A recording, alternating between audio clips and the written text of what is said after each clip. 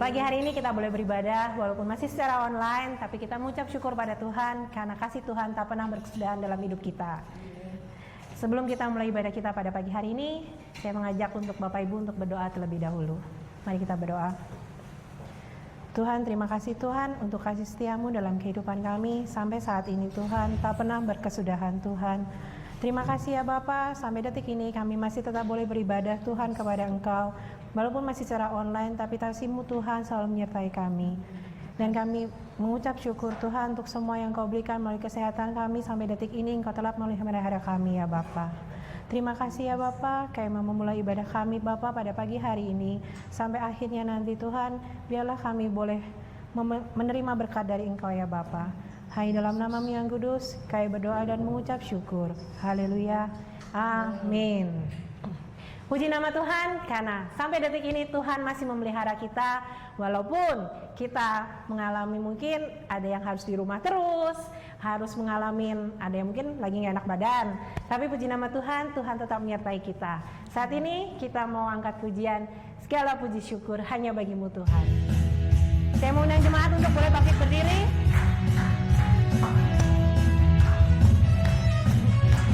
Segala puji syukur hanya bagi-Mu Tuhan, sebab Kau yang layak dipuja. Kami mau bersorak, kami mau bersorak, tinggikan nama-Mu. Haleluya, segala puji syukur, segala puji syukur hanya bagi-Mu Tuhan, sebab Kau yang layak dipuja. Kami mau bersorak, tinggikan nama-Mu.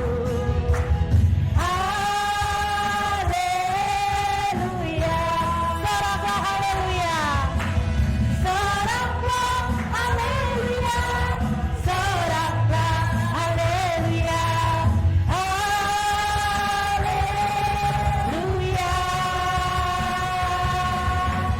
soraklah haleluya, soraklah haleluya, haleluya.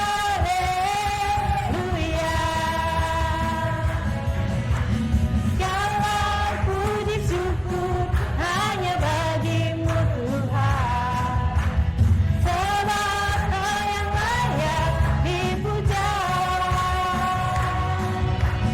Kami mau bersorak, tinggikan nama-Mu. Haleluya, soraklah haleluya. Kita angkat tangan kita sama-sama. Haleluya, soraklah haleluya, haleluya,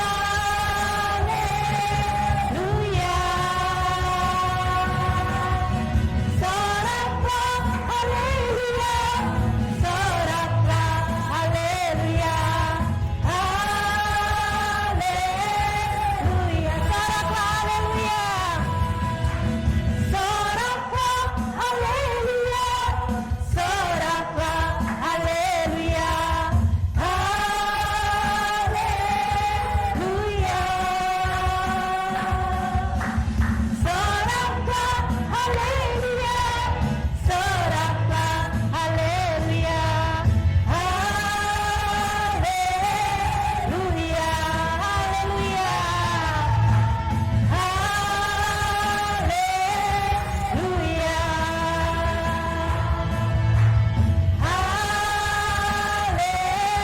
haleluya. Ya, Tuhan telah mati buat kita, tapi Dia juga bangkit buat kita. Dia memang baik buat kita. Kita angkat pujian, Dia sungguh baik.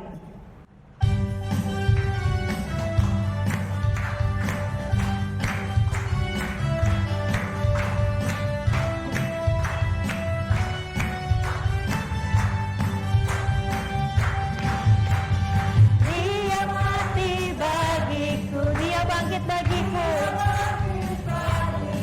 Dia Tuhan Allah penyelamatku.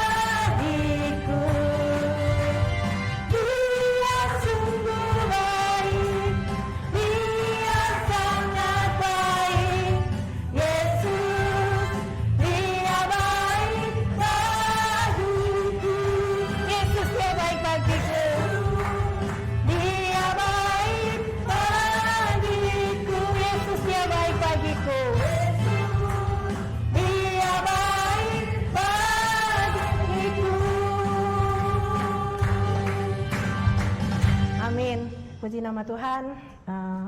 Mungkin Bapak Ibu yang di rumah boleh duduk kembali. Kita mau mempersiapkan diri kita. Kita mau tenangkan diri kita. Kita mau dengarkan firman Tuhan. Kita mau belajar seperti wanita yang boleh duduk diam di bawah kaki Tuhan. Dan kita mau belajar tetap setia di dalam Tuhan.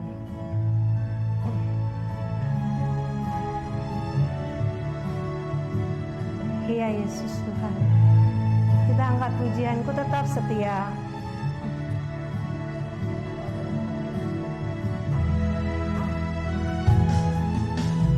Seperti wanita mengurapimu, menangis di bawah kakimu. Demikian hidupku mau mengasihimu. Yesus, Engkau baik bagiku. Kita katakan seperti wanita yang mau duduk diam di bawah kaki-Mu Tuhan. Seperti wanita mengurapimu, menangis di bawah kaki-Mu. Demikian hidupku mau mengasihimu. Yesus, Engkau baik bagiku. Sampai akhir ku menutup mata. Ya Yesus Tuhan.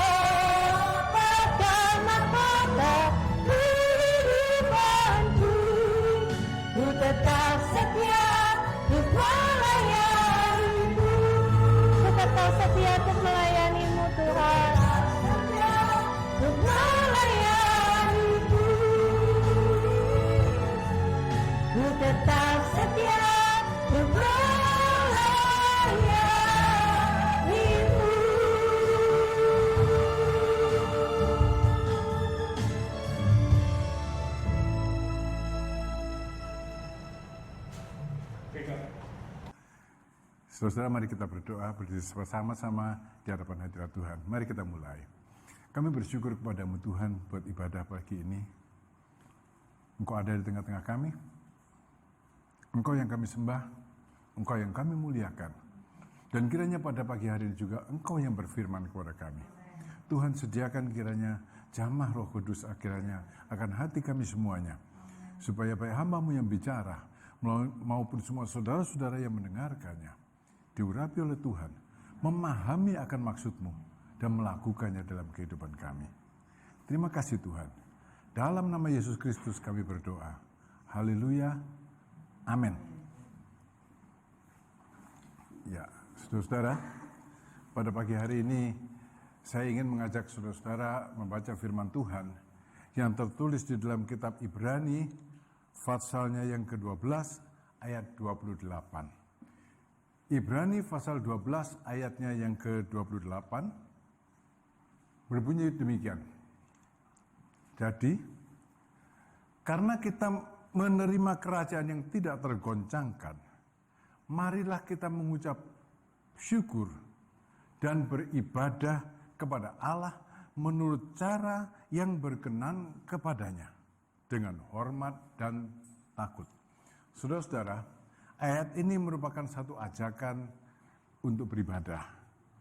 Ya, ada beberapa butir poin di dalam ayat ini, tapi salah satu poin yang saya ingin angkat dalam khotbah pada pagi hari ini adalah ajakan untuk beribadah. Marilah kita beribadah kepada Allah menurut cara yang berkenan kepadanya dengan hormat dan takut. Marilah kita beribadah kepada Allah menurut cara yang berkenan kepadanya dengan hormat dan takut. Karena itu, marilah saudara-saudara, saya kasih judul firman Tuhan pada pagi hari ini, marilah kita beribadah kepada Allah dengan cara yang berkenan kepadanya. Marilah kita beribadah kepada Allah dengan cara yang berkenan kepadanya. Ini ajakan dari penulis surat Ibrani, berarti ada ibadah yang dilakukan dengan cara yang tidak berkenan kepadanya.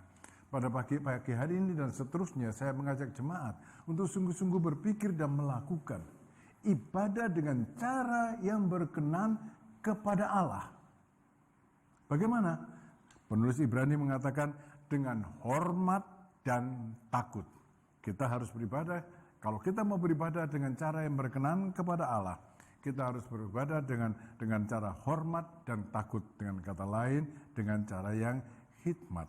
Nah, saya tidak akan menguraikan dengan hormat dan takut dengan teori, tapi saya ingin memberikan satu contoh di dalam Alkitab, bagaimana orang yang beribadah dengan cara yang berkenan kepada Allah, dengan hormat dan takut.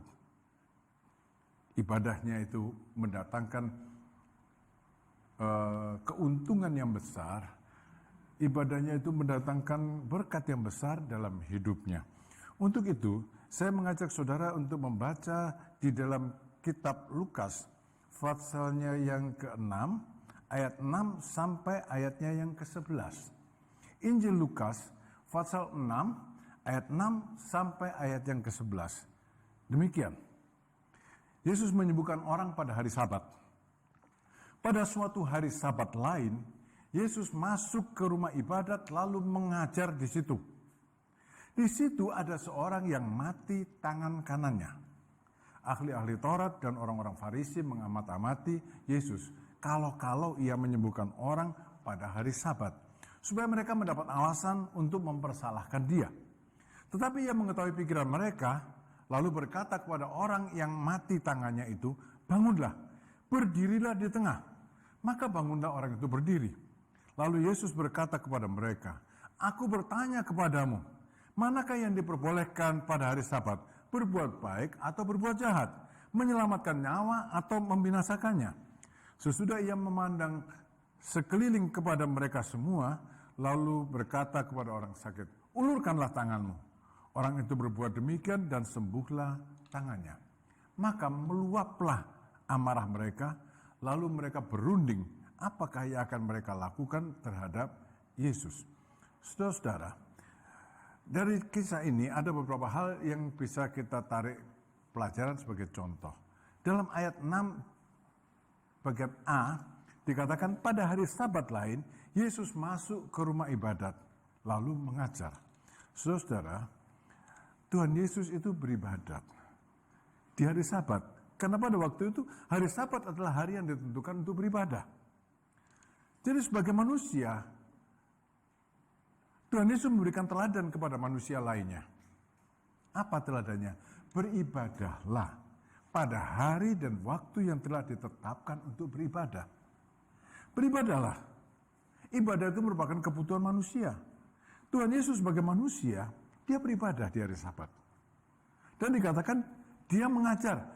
Dia bukan cuma sekedar beribadah, dia juga melayani, terlibat di dalam ibadah. Saudara, saya rasa ini merupakan satu contoh yang baik bagi kita, ya, yang beribadah umat Tuhan di masa kini. Beribadahlah. Tuhan Yesus saja ibadah. Melayanilah, terlibatlah di dalam ibadah. Jangan cuma sekedar duduk di gereja, tapi beribadah dan terlibatlah. Melayanilah. Apapun yang bisa saudara lakukan untuk melayani Tuhan.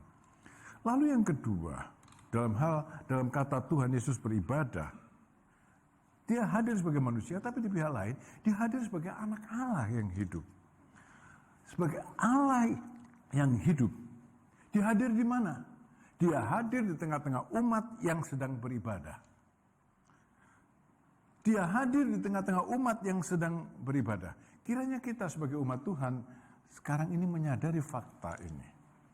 Kehadiran Tuhan Yesus di tengah-tengah ibadah orang-orang yang beriman kepadanya itu adalah fakta. Kapan? Di waktu yang telah disepakati untuk kita beribadah. Jadi, pandanglah saudara-saudara, waktu yang telah disepakati untuk ibadah sebagai waktu yang dikhususkan untuk Tuhan. Saya ulangi lagi, pandanglah waktu yang telah disepakati itu sebagai waktu yang dikhususkan untuk Tuhan. Kita punya kesepakatan hari Minggu jam 8 pagi kita ibadah. Saudara-saudara, ini adalah waktu yang seharusnya dikhususkan untuk Tuhan. Hari Minggu jam 8 pagi itu adalah waktu ibadah, bukan untuk waktu untuk kegiatan-kegiatan yang lain. Dikhususkan artinya dikuduskan untuk Tuhan. Dikhususkan itu berarti dikuduskan untuk Tuhan. Kapan? Jam 8 pagi setiap hari Minggu. Perlu saya tekankan bahwa meskipun ibadah kita berlangsung secara online, ini tidak normal, tapi ini memang keadaan memaksa demikian, ya. Tapi bukan berarti waktu yang dikhususkan untuk ibadah itu batal. Kita secara jasmani mungkin tidak berkumpul bersama-sama dengan saudara-saudara kita seiman. Tapi Rasul Paulus bilang, kalaupun secara jasmani aku tidak hadir, secara rohani aku ada di tengah-tengah kamu. Jadi saudara-saudara, kita beribadah secara online di waktu yang telah dikhususkan. Alangkah baiknya kalau kita melakukan itu. Ibadah ini berlangsung online, saudara-saudara. Jadi, ada satu pencobaan yang besar bagi kita mengikuti ibadah secara online ini. Apa? Menonton ibadah. Kita kan suka nonton TV, nonton YouTube, nonton ini, nonton itu. Dan sarana itu kita pakai untuk ibadah. Dan mungkin ada orang yang terpleset sedikit gitu, lalu jadinya bukan ibadah tapi menonton ibadah. Saudara-saudara, kita tidak menonton ibadah, tapi kita beribadah secara online. Apa bedanya beribadah dan nonton? Kalau nonton, saudara, kita bisa sambil tiduran, sambil makan kacang, sambil pakaian santai, ya, pakaian santai, terus melakukan kegiatan lain. Saudara kan bisa nonton sambil masak, ya toh? Bisa nonton sambil masak, sambil ya banyak kegiatan lain yang kita bisa lakukan bersama-sama dengan nonton. Soalnya apa? Kalau tidak menarik, yang ini diperhatikan bacanya, menarik, dengarnya menarik, dilihat gitu. Jadi gonta-ganti antara menonton dan melakukan kegiatan lain. Tapi kita ini beribadah, saudara-saudara. Kita ini beribadah meskipun secara online di jam yang dikhususkan untuk Tuhan. Ya, nonton itu tidak serius, tapi ibadah itu sungguh-sungguh dengan hormat dan takut. Perhatian kita tidak terpecah kepada hal-hal yang lain. Sebab apa? Yesus hadir dalam ibadah secara online di rumah saudara. Itu namanya ibadah. Saudara-saudara, dan kehadiran Tuhan Yesus dalam ibadah menyebabkan ibadah itu tidak sia-sia. Ibadah itu berfaedah. Paulus menasihatkan jemaat melalui Timotius, katakan gini, latihan badan ini terbatas gunanya. Bukan berarti tidak berguna, tapi terbatas gunanya. Tetapi ibadah itu berguna dalam segala hal. Ibadah itu berguna dalam segala hal karena mengandung janji. Baik untuk hidup ini maupun untuk hidup yang akan datang. Kenapa ibadah bisa berguna dalam segala hal? Karena ibadah itu Yesus itu hadir. Tuhan Yesus itu ada di tengah-tengah ibadah kita ini. Mengandung janji baik untuk hidup sekarang maupun untuk hidup masa yang akan datang. 1 Timotius 4 ayat yang ke-8. Di samping itu kepada Timotius juga Rasul Paulus berkata 1 Timotius pasal 6 ayat yang ke-6, memang ibadah itu kalau disertai dengan rasa cukup memberi keuntungan besar. Orang yang ibadah dengan benar tidak akan rugi. Dia untungnya besar, bukan cuma untung sedikit, tapi untung besar. Sekarang saudara dagang cari untung 100%, nggak mungkin. 50%? Mungkin kalau dagang gorengan bisa. 100%. Tapi kalau saudara melakukan bisnis yang toko, pengusaha, dan sebagainya, saudara kan tidak mungkin. Tapi Tuhan bilang, kalau engkau ibadah dengan sungguh-sungguh, aku memberikan kepadamu 100 kali lipat. 100 kali lipat. Sekarang ini banyak investasi bodong, dan orang tertarik. 500-600 ribu, 600,000 get 15 million. Ya. 1 million get 42 million. Ya, taruh 1 juta dapat 42 juta. Orang tergiur. Padahal itu bodong. Tuhan Yesus menawarkan keuntungan besar dalam ibadah. Tuhan bilang gini, kalau kamu ibadah, ada keuntungan besar. Tapi lakukanlah dengan cara yang benar. Mengikut Yesus.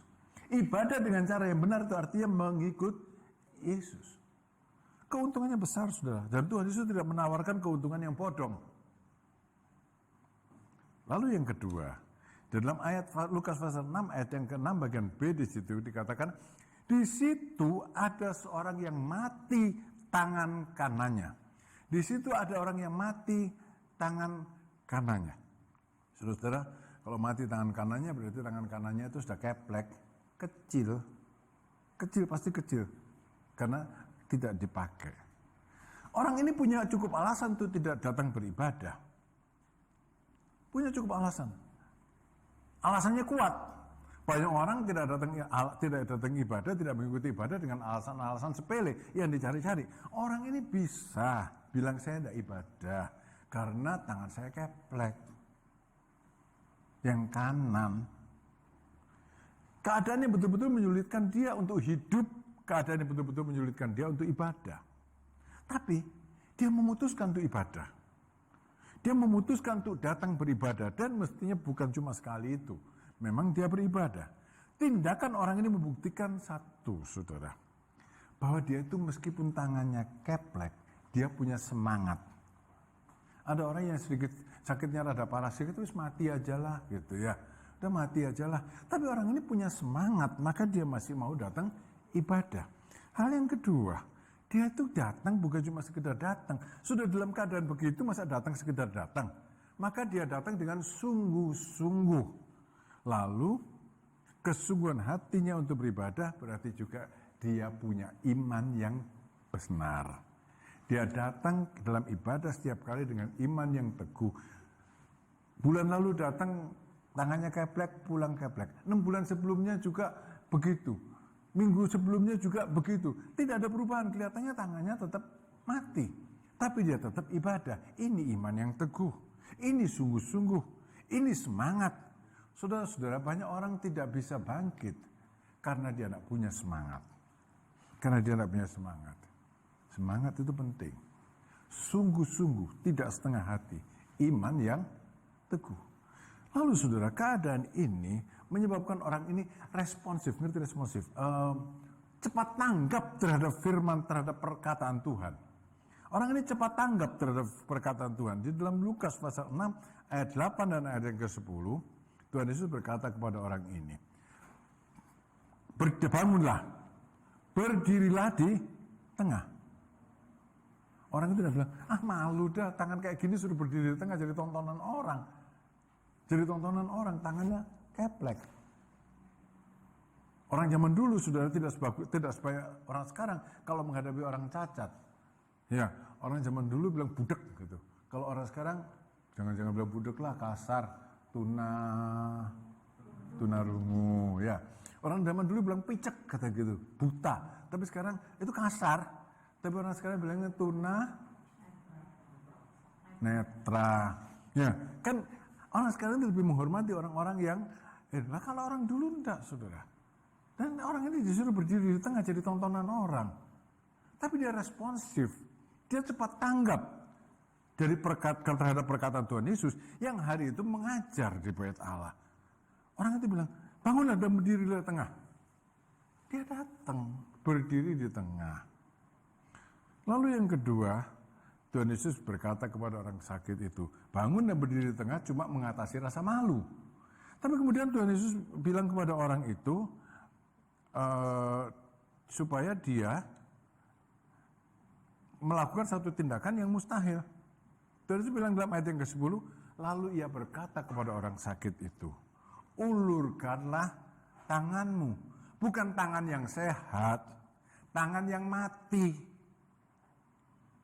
Bukan tangan yang sehat, tangan yang mati. Lalu dikatakan, orang itu berbuat demikian. Ini namanya tanggap terhadap firman Tuhan.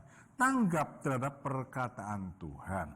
Saudara-saudara, sepanjang ibadah berlangsung, baik melalui doa, melalui pujian, atau melalui khotbah, Tuhan berfirman.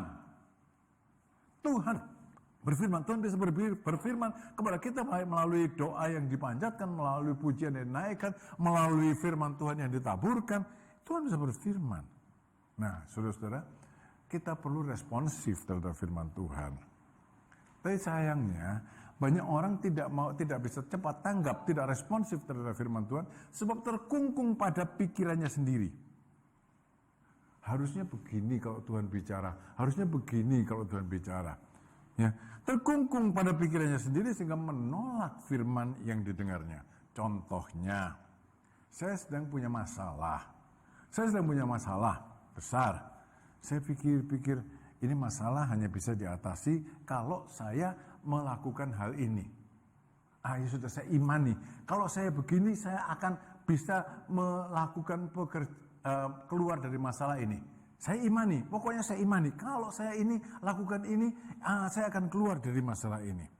Saudara-saudara, ini mengimani kehendak sendiri apa kehendak Tuhan? Ini mengimani kehendak sendiri atau kehendak Tuhan? Bukankah orang yang responsif akan bertanya, Tuhan, dalam keadaan sebegini ini apa sih yang harus saya lakukan? Apa jawabmu Tuhan? Apa petunjukmu Tuhan?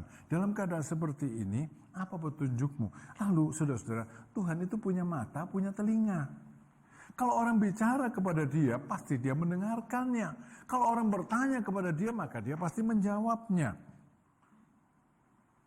Dan seringkali loh saudara, yang saya bilang saya imani kehendak saya ternyata keliru.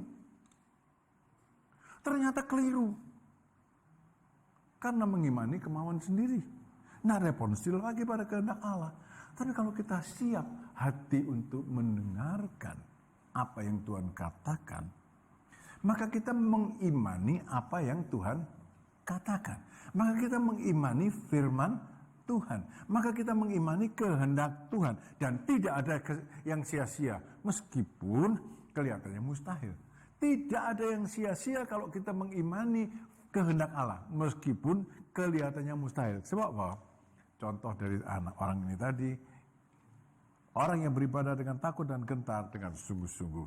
Dia mendapat solusi dari masalahnya. Yang kelihatannya tidak mungkin teratasi. Dia mendapatkan solusi dari masalahnya. yang kelihatan tidak mungkin teratasi. Kalau saudara selama ini beribadah, datang pergi tanpa pernah mendapatkan solusi yang permanen dari masalah saudara, mungkin ini saatnya untuk saudara berpikir, selama ini melakukan ibadah dengan cara yang berkenan kepada Tuhan dengan takut dan gentar atau tidak. Yang aku lakukan, aku responsif mengimani kehendak Tuhan atau mengimani kehendakku sendiri. Kalau orang mengimani kehendak Tuhan, dia mendapatkan solusi dari masalahnya. Saya pikir saya mau berhenti sampai di sini saja. Tapi baiklah, secara singkat saya akan kasih tahu, tunjukkan. Orang yang beribadah dengan cara yang tidak berkenan kepada Tuhan.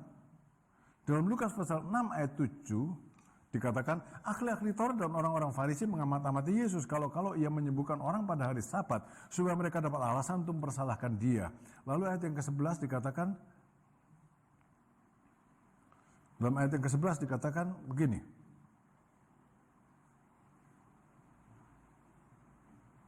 maka meluaplah amarah mereka, lalu mereka berunding, apakah yang akan mereka lakukan terhadap Yesus?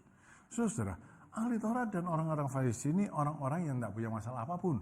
Orang terhormat, kaya, punya peran besar di dalam gereja, dalam rumah ibadah, ngerti firman, dan mereka menganggap diri mereka yang berwenang. Kelancaran ibadah ada di tangan mereka, ketertiban ibadah ditentukan oleh mereka. Saudara, ini bukan cara ibadat yang berkenan kepada Tuhan. Ini adalah cara ibadah yang dikatakan dalam 2 Timotius pasal 3 yang kelima. Secara lahiriah mereka menjalankan ibadah mereka, tapi pada hakikatnya mereka memungkiri kekuatannya. Maka sepanjang ibadah berlangsung, mereka sibuk tengok kanan, tengok kiri, si main gadget, si ini. Saudara, perhatiannya terpecah kepada orang lain, terpecah kepada bagaimana singer, bagaimana worship leader, memimpin, yang salah kata, yang segala macam halnya, dan mereka mencela hal-hal seperti itu. Saudara, memang kadang-kadang sih ada orang yang secara mencolok melakukan hal-hal yang tidak pantas selama ibadah, mengganggu orang lain. Ya, orang begini perlu ditegur, tapi kalau tidak mengganggu ya sudahlah, biarin dulu. Ibadahnya arahkan diri kepada Tuhan. Orang-orang ini, ahli Taurat dan orang Farisi, orang-orang yang merasa, kalau nggak ada saya di gereja ini nggak bakal bisa jalan. Gitu ya. Kalau nggak ada saya, gereja ini nggak bakal bisa jalan. Maka saudara tahu, mereka pulang mendapat masalah. Orang lumpuh tadi pulang mendapat solusi dari masalahnya. Sebab dia beribadah dengan cara yang benar di hadapan Allah. Orang-orang ini, yang hebat-hebat ini, pulang ibadah membawa masalah. Musuhan dengan yang lain. Kalau musuhan cuma dengan manusia sih masih mending. Yang dimusuhi Tuhan. Kalau saya memusuhi manusia, ya itu tidak baik. Tapi kalau saya memusuhi Tuhan, kan binasa.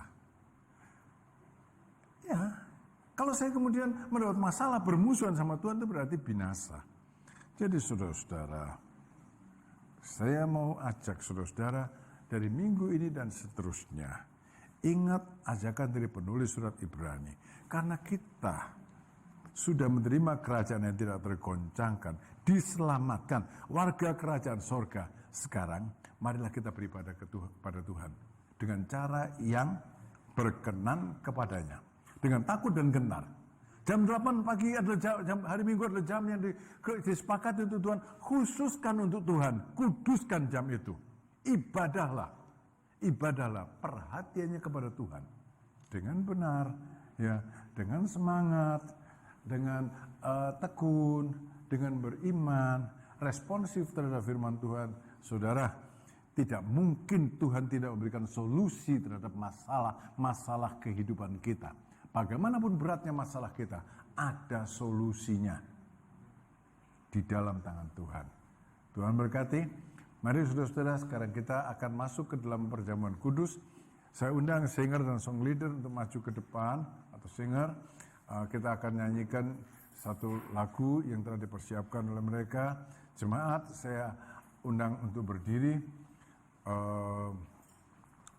Saya minta Pendeta Paulus Purwanto untuk maju ke depan untuk membantu di dalam pelayanan perjamuan kudus ini.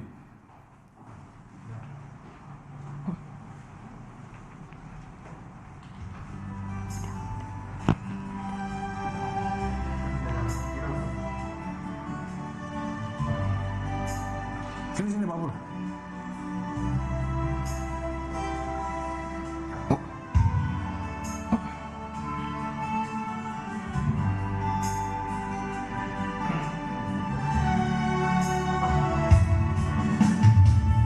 Telah kulihat bukti kasih-Mu, Kau menderita gantikanku. Dengan darah-Mu Kau selamatkanku. Kini ku hidup menyenangkan-Mu. Telah kulihat bukti kasih-Mu Tuhan. Kau menderita gantikanku. Dengan darah-Mu Kau selamatkanku Tuhan. Kini ku hidup menyenangkan-Mu. Terlalu besar kasih-Mu Bapa. Pengorbanan yang Kau berikan bagiku terlalu mahal. Darah-Mu Yesus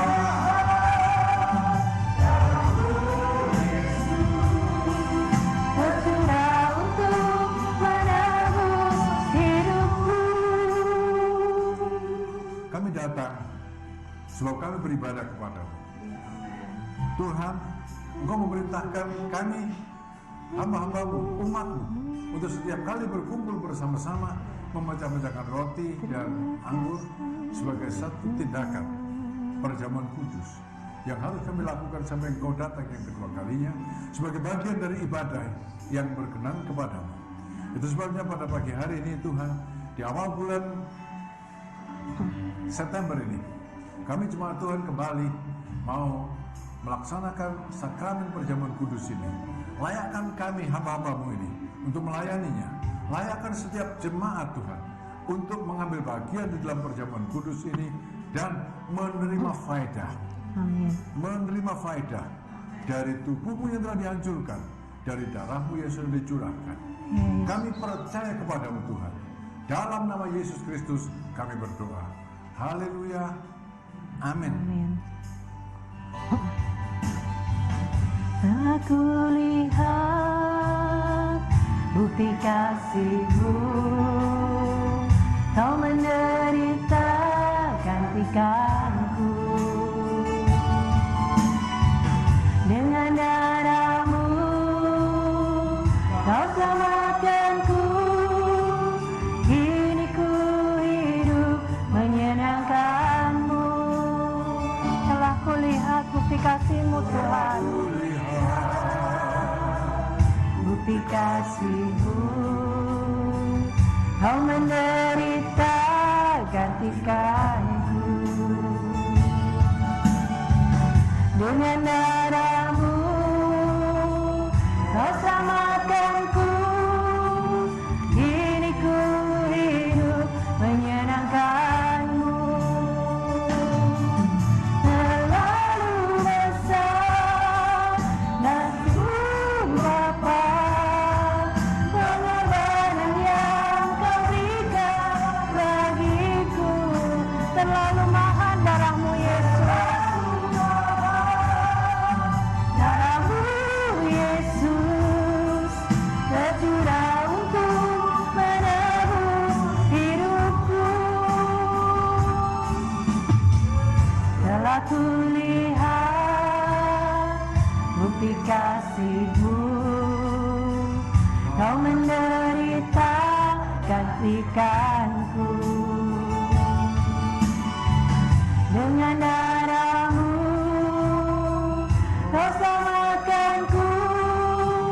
Kini ku hidup menyenangkan-Mu. Terlalu besar kasih-Mu Bapa.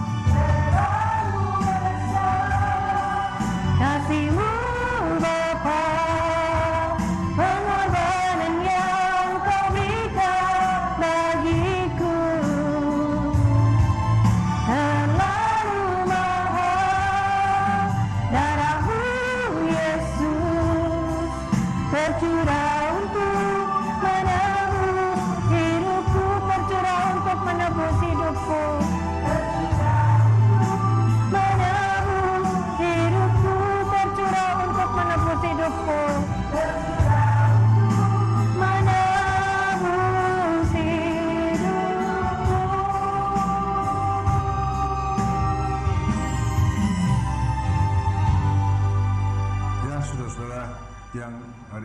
masih ada di rumah dan mengikuti ibadah ini secara online, saudara semua sudah pegang roti dan anggur, ya. Mari kita berdiri bersama-sama, saudara berdiri bersama-sama di hadapan hadirat Tuhan di rumah saudara masing-masing. Kita pegang roti dan anggur ini yang menggambarkan tubuh dan darah Kristus yang telah dikorbankan bagi kita. Dan sekarang mari kita angkat roti di tangan kanan kita, ya. Sebab apa yang telah kuteruskan kepadamu telah aku terima dari Tuhan, bukan rekayasa manusia, diterima sendiri dari Tuhan, yaitu bahwa Tuhan Yesus pada malam waktu ia diserahkan, ia mengambil roti, dan sesudah itu ia mengucap syukur atasnya, ia memecah-mecahkannya dan berkata, inilah tubuhku yang diserahkan bagi kamu, perbuatlah ini menjadi peringatan akan aku. Saudara-saudara, dengan mengingat Tuhan Yesus yang tubuhnya dihancurkan bagi kita, dengan mengingat Tuhan Yesus yang dikatakan dalam firman Tuhan, oleh bilur-bilur tubuhnya engkau disembuhkan. Amin. Dengan beriman kepadanya, makanlah roti ini. Dalam nama Yesus. Terima kasih Tuhan Yesus. Terima kasih. Dan sekarang saudara, marilah kita angkat cawan di tangan kanan kita. Demikian juga yang mengambil cawan sudah makan lalu berkata, cawan ini adalah perjanjian baru yang dimeteraikan oleh darahku. Perbuatlah ini setiap kali kamu meminumnya menjadi peringatan akan aku. Saudara dan saya dimeteraikan dengan darah Tuhan Yesus Kristus, diampuni dosa, diterima menjadi miliknya, dimeteraikan menjadi miliknya selama-lamanya. Amin. Oleh sebab itu saudara-saudara, mari kita angkat cawan ini, kita minum dengan bersyukur di dalam nama Tuhan Yesus Kristus. Mari kita berdoa. Bapa di surga, di dalam nama Tuhan Yesus Kristus kami bersyukur kepadamu bahwa kami ini Tuhan, oleh karena korbanmu Tuhan Yesus di kayu salib, kami ini sehat, roh, tubuh dan jiwa kami. Karena korbanmu di kayu salib, kami ini dimeteraikan oleh darahmu. Kami ini berada dalam bagian warga kerajaanmu, kerajaan yang tidak tergoncangkan. Amin. Itu sebabnya ya Tuhan, dengan bersyukur dan dengan percaya kepadamu, kami tahu kehidupan kami akan semuanya ini akan berakhir baik untuk kemuliaan nama Tuhan. Tuhan, ajarlah kami, ingatkan kami, Roh Kudus, ajarlah dan ingatkan setiap kami jemaat Tuhan ini untuk beribadah kepadamu dengan cara yang benar, dengan hormat dan takut, beribadah kepadamu dengan sungguh-sungguh, dengan semangat, dengan iman hanya kepadamu, responsif terhadap firman-Mu. Dan mau berdoa Tuhan, setiap orang dari kami, jemaat ini, tidak ada satupun yang tidak mendapatkan solusi dalam keluar dari masalahnya, sebab Engkau adalah solusi dari masalah kami. Sebab Engkau adalah jalan dan kami ada di dalam-Mu. Semua kami yang ada di dalam-Mu mendapatkan pertolongan. Kami percaya kepada-Mu Tuhan, kami percaya pada firman-Mu. Ajarlah kami untuk punya respon yang baik, tanggap yang baik terhadap kehendak-Mu. Kami mengimani kehendak-Mu, bukan mengimani rencana kami. Supaya jadilah kehendak-Mu dalam hidup kami, sebagaimana kehendak-Mu jadi di sorga. Amin. Karena Engkaulah yang punya kerajaan, kuasa dan kemuliaan dari saat ini sampai selama-lamanya. Amin. Amin. Saudara, mari kita akhiri ibadah kita ini. Kita akan tutup dengan doa berkat. Bapa di surga, kami berterima kasih untuk pimpinan Tuhan dalam ibadah kami. Kami berdoa buat beberapa saudara kami yang berulang tahun sepanjang minggu ini. Tuhan berkati akan saudara-saudara ini. Lawatlah mereka. Engkau mempertambahkan umur mereka 1 tahun. Engkau menyertai mereka dalam tahun-tahun berikutnya, dalam satu kehidupan yang berhasil. Amin. Karena kami tidak dipanggil untuk gagal, tapi untuk berhasil di dalam Tuhan. Ya, Terima kasih banyak Tuhan, Engkau menolong kami semuanya. Amin. Karena itu saudara-saudara, terimalah berkat serta perlindungan dari Allah Bapa. Kasih karunia yang berlimpah-limpah dari Tuhan Yesus Kristus ada dalam kehidupan saudara, dan persekutuan dalam Roh Kudus mempersatukan kita semuanya dari saat ini sampai Maranatha, Tuhan Yesus datang yang kedua kalinya. Yang percaya berkata, amin. Kami memuji kebesaran-Mu.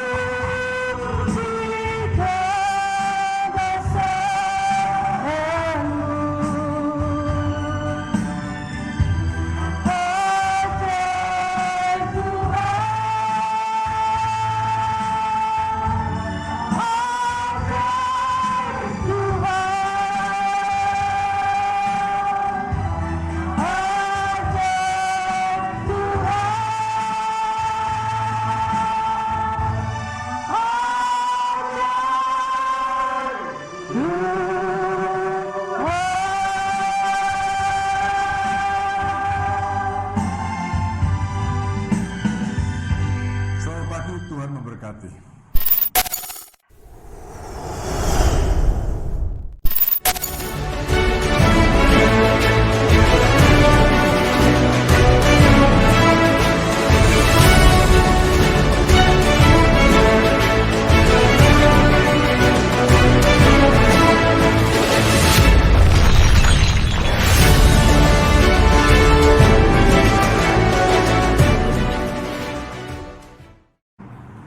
Saudara-saudara, saya selaku Gembala Jemaat pada hari ini mengucapkan selamat ulang tahun yang ke-17 untuk saudara semuanya, Jemaat GBI Raja Wali Cirebon.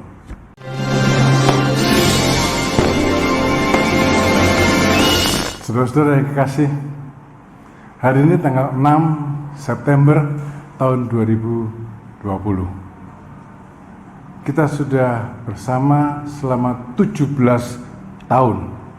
Gereja kita dimulai tanggal 6 September tahun 2003. Waktu itu kita beribadah pertama di tempat bowling Lido di Jalan Dr. Cipto. Dihadiri 60 orang. Kita bersyukur kepada Tuhan. Kita boleh bertahan sampai hari ini. Ada beberapa saudara yang sudah pergi meninggalkan kita pulang ke rumah Bapa. Ada beberapa saudara yang pindah ke kota lain, tapi kita tetap ada sampai hari ini di dalam berkat serta kasih karunia Tuhan. Meskipun saudara-saudara, tahun ini betul-betul tahun yang sulit. Kita tidak bisa beribadah secara normal, kita harus beribadah dalam era new normal secara online, tapi Tuhan memelihara kita. Karena itu saudara-saudara, saya mengajak saudara untuk melangkah ke depan bersama-sama dengan Tuhan. Di dalam Tuhan Yesus, oleh Tuhan Yesus, kita, GBI Raja Wali, akan terus ada. Jemaat Tuhan akan terus ada. Hiduplah sebagai umat perjanjian. Tuhan memberkati. Kami hamba-hamba Tuhan, mengucapkan selamat ulang tahun ke-17 untuk GBI Raja Wali Cirebon. Hiduplah sebagai umat perjanjian.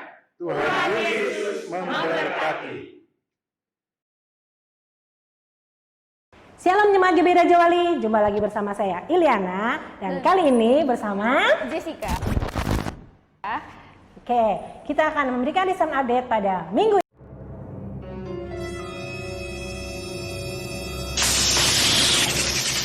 ini. Yang pertama, untuk doa pagi diadakan setiap hari pada pukul 8 pagi di Ruko Vilak Capimas nomor 15. Dan yang kedua, untuk ibadah WBI diadakan setiap hari Rabu pada pukul 9.30 pagi yang bertempat di Ruko Vilak Capimas nomor 15. Dan yang ketiga, untuk anak-anak remaja ada ibadah juga pada hari Sabtu pada pukul 17.30 yang bertempat di Ruko Vilak Capimas nomor 16. Oke, yang keempat, untuk ibadah setiap hari Minggu tetap akan diadakan secara online pada pukul 8 pagi pada channel YouTube di bawah ini ya. Dan jangan lupa untuk subscribe, komen, share, dan like. Yang kelima, untuk dewasa muda, bagi semua kaum dewasa muda, yuk gabung bersama kami dalam ibadah dewasa muda yang akan diadakan setiap hari Minggu pada pukul 18 bertempat di Ruko Vilak Capimas nomor 16 Kota Cirebon. Dan yang terakhir, bagi jemaat yang ingin memberikan persembahan dapat mentransfer pada rekening di bawah ini ya. Oke, demikian desain update pada minggu ini. Saya Iliana Dan saya Jessica. mohon undur diri dan sampai jumpa. God bless you. Bye-bye.